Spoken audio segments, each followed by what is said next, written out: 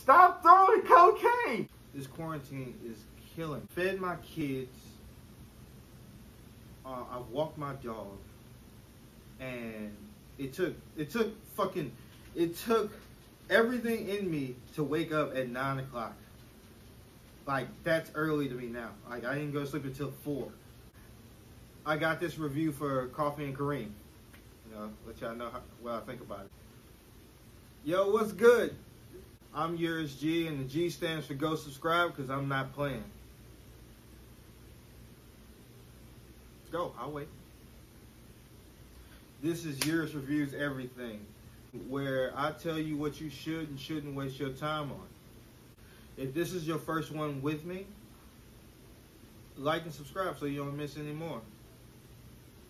Today we're talking about Coffee and Kareem, 2020 American comedy. Daddy. Yes, ma'am. Can I get the tablet? It's right here, man.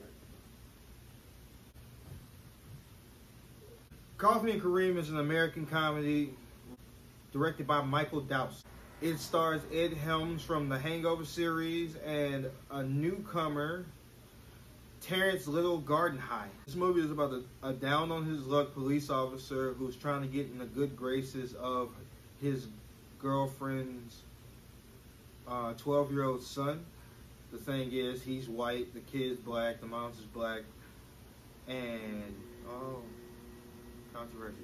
So naturally, the kid's reaction to this is to have him killed by a local drug dealer / rapper that has already had a run-in with Officer Coffee in the first place, so they know each other. And in the midst of doing this, the kid witnesses a murder. They try to kill the kid. Coffee and Kareem go on the run, and it basically turns into a buddy cop film with a 40-year-old white man and a 12-year-old black kid. Now, the reason I wanted to watch this film is because I'm a fan of rated R comedies. Like, I like adult content. And this is The Hangover. The Hangover I thought was hilarious. I enjoyed the fuck out of The Hangover. I didn't know if Ed Helms was funny on his own or not. I don't usually tend to gravitate towards the things that he's in, but Kareem, in the trailer, Kareem really sold it for me. I was pretty sure that I would gravitate towards Kareem / Terrence Little Gardenhill's role in this movie. So we were in the middle of looking for movies to watch, and that trailer just happened to autoplay, and I was like, sign me up. We have to watch this one right here, right now. Plus, Taraji P. Henson. I just trust her. Like, pros of the movie, the characters. In a comedy, you know, they try their best to be funny, and they sacrifice story for the jokes. And in this movie, the jokes were hilarious. The jokes were funny as shit. Right? They were just funny as fuck. But the characters were so fleshed out. All the characters were fleshed out. There's a scene in this movie where Kareem and Coffee are in a strip club, and Kareem is talking to a stripper, and Coffee is trying to help him overcome his fear of talking to women.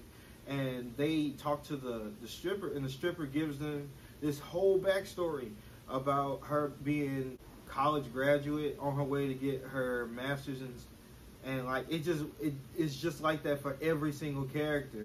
One of the villains of the movie goes out of his way to let it be known that he never even wanted to be a villain. He saw himself more as a dentist, and I thought that was an impressive add-on in a movie that I didn't really expect. Kareem is the star of the show. Kareem really stole it. Like, of course, like, he's front and center on the poster, so you expect him to be the funny one, but he was so funny. Like, I read the reviews for this movie, and people are killing it, and it's not that I don't understand why people are killing it. I just don't like the fact that I don't feel like I feel like people judge this movie going in as it's going to be like purely negative, and I'm not of a similar mindset. I thought this was going to be funny, and it turned out to be funnier than I thought it was going to be, especially Kareem. He's annoying as shit because he's 12, but the majority of his jokes land, and there's a part in the movie where Kareem is talking to Coffee, and they teach each other things. So, Coffee's teaching him how to talk to girls. Kareem is teaching Coffee how to talk to just people, and how to talk shit to people in general. And I'm pretty sure for the rest of my life, I'm gonna remember. If you want to talk shit to somebody, be aggressive and gay, like Mike Tyson. Because he had that shit down to a science. It's very uncomfortable when someone, especially bigger than you, like Mike Tyson, is talking about fucking you until you love them. And I'm just laughing. Like, it's so fucking funny. The ongoing gags in the movie are funny as shit. There's one every instance in where somebody calls the police, they get placed on hold. I don't know why, but that was funny to me. And it happened every single time. When I went back and watched it again, I made sure to pay attention to that. Like, it was 4 or 5 times. Like, they called the police, and they automatically placed on hold. I was like, they're gonna die. Like, if you call the police and they place you on hold, like while somebody's trying to stab you, while you're hiding from someone trying to stab you, you're gonna die. Also, this isn't a low-budget film. It's very well shot. There's a police raid at the beginning of the movie, and people get hurt. And it's all well shot. It's like widescreen, so it's not like shaky cam. You running with them and you see like the entire raid go down. Explosions. Like, Netflix really they dropped the bag on this movie. They didn't want that to be the reason why people didn't like it. I'm glad they did. Like, they didn't have to, but I appreciated that aspect. It's raunchy, it's funny, it's well shot. The characters are fleshed out.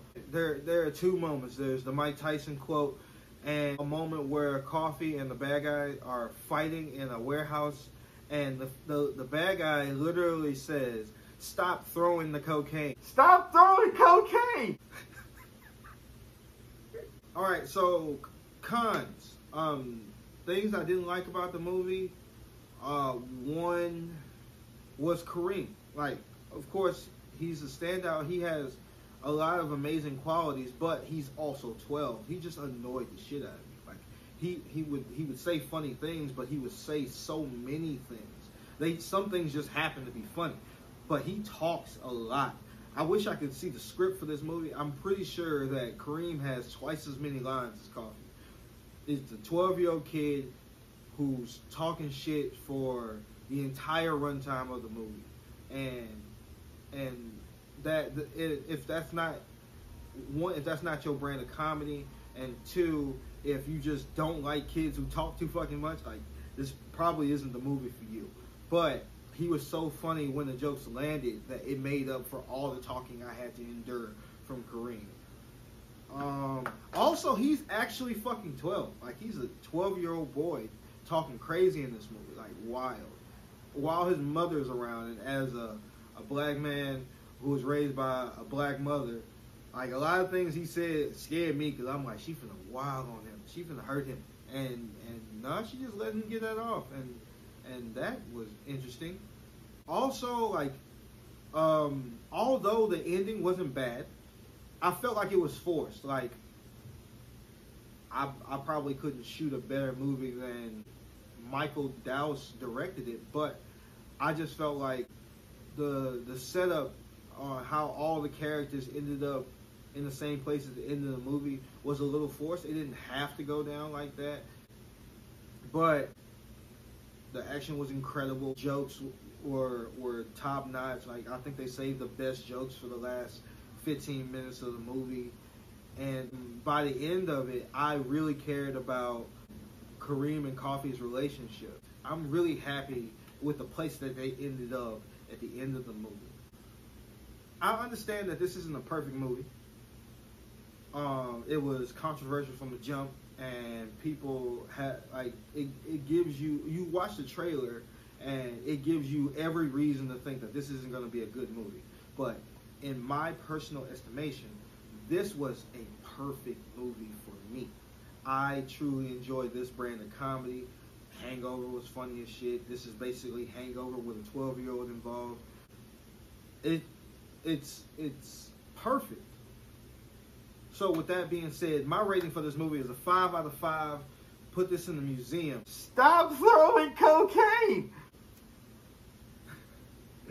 Something I'm going to reference for the rest of my life. It was incredible. I love this movie. And I highly recommend that you watch it. If you do, come back, let me know what you thought. What did you agree with, what you didn't agree with.